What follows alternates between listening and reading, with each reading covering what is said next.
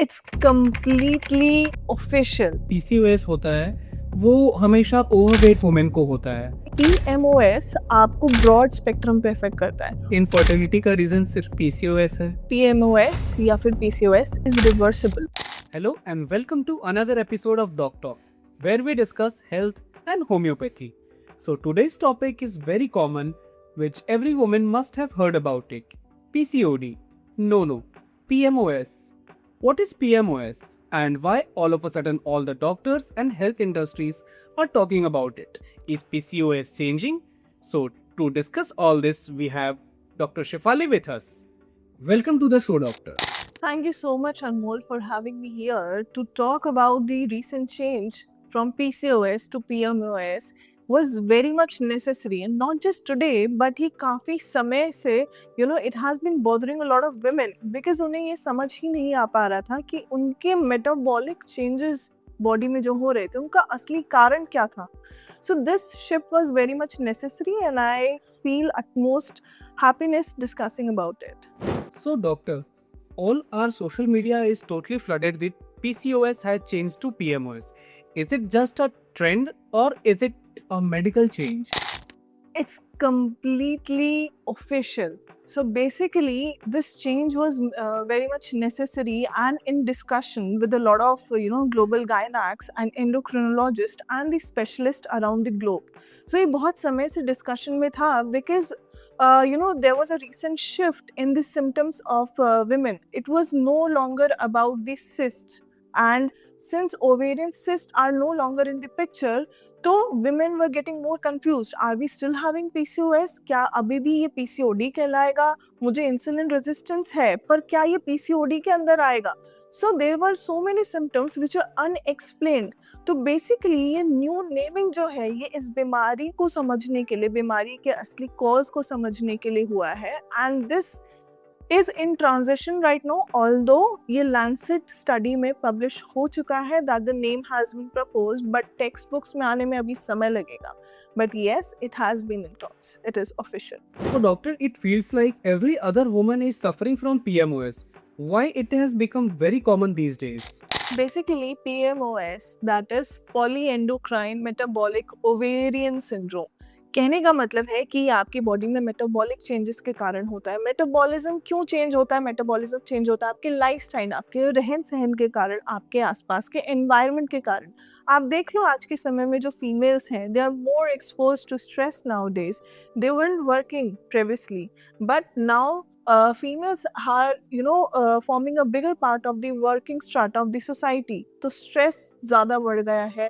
Besides urban and metro cities में उनकी lifestyle you see junk food consumption, trans fat consumption, packet items consumption जिसमें बहुत ज़्यादा trans fat होता है, and also sleeping pattern disturb हो गया है, and munching pattern disturb हो गया. Too much calorie intake, too much sweet intake, and ignoring all of this just by saying कि बस रूटीन लाइफस्टाइल है, but they are not realising it कि ये लॉन्ग टर्म आपकी बॉडी में hormonal changes कर रहा है, जिसकी वजह से आपकी बॉडी में कॉर्टिसोल जैसे हार्मोन जो कि स्ट्रेस हार्मोन्स होते हैं वो बढ़ रहे हैं. उनकी वजह से ही फैट एक्यूमुलेशन होना, हार्मोनल डिस्टर्बेंसेस होना, मेंस्ट्रुअल साइकिल इफेक्ट होना, तो ये सारे सिम्टम्स अब और भी ज़्यादा कॉमन हो गए हैं.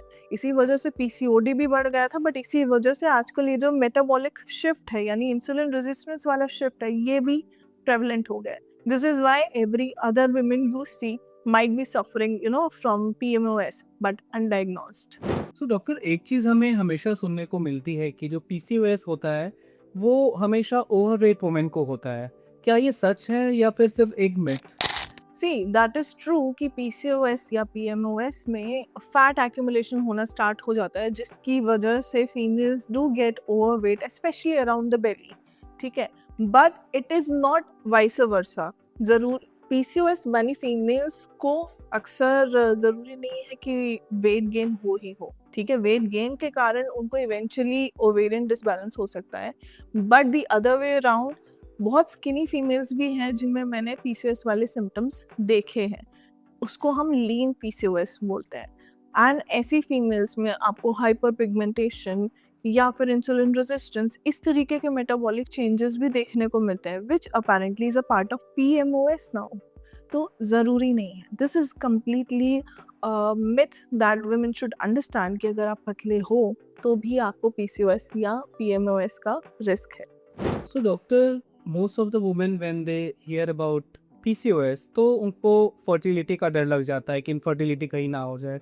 So क्या infertility का रीज़न सिर्फ PCOS है? इनफर्टिलिटी के वैसे तो बहुत सारे कारण हो सकते हैं, our lifestyle and also the genetic makeup, besides age is also a huge factor. But I believe what you want to seek is क्या पीसीओएस के कारण सिर्फ और सिर्फ इनफर्टिलिटी होती है? नो, पीसीओएस में या पीएमओएस में इट इज इसको हम बोलते हैं ब्रॉड स्पेक्ट्रम डिजीज। ये आपको सिर्फ और सिर्फ फर्टिलिटी वाले एस्पेक्ट में अफेक्ट नहीं करेगा, इसमें इतने सारे हार्मोन्स इन्वॉल्व्ड हैं जो कि आपके बहुत सारे ऑर्गन्स के फंक्शंस को कंट्रोल करते हैं। Just like insulin helps manage sugar, too much of sugar would make you anxious, would cause excess hair fall, would cause excessive black patches जिसको हम hyperpigmentation बोलते हैं। Too much of cortisol in the PMOS would cause you having too much of stress, बहुत ज़्यादा you would have anxious spells, आपको बहुत ज़्यादा anxiety होने लगेगी। So basically PMOS आपको broad spectrum पे affect करता है। Mood issues, hair fall issues, weight gain issues, belly fat issues, sleep quality issues, आपको अच्छे से नींद नहीं आएगी। जब आपका स्ट्रेस हमेशा हाई रहेगा, आपका ब्रेन हमेशा एक्टिव रहेगा, you won't be able to sleep properly.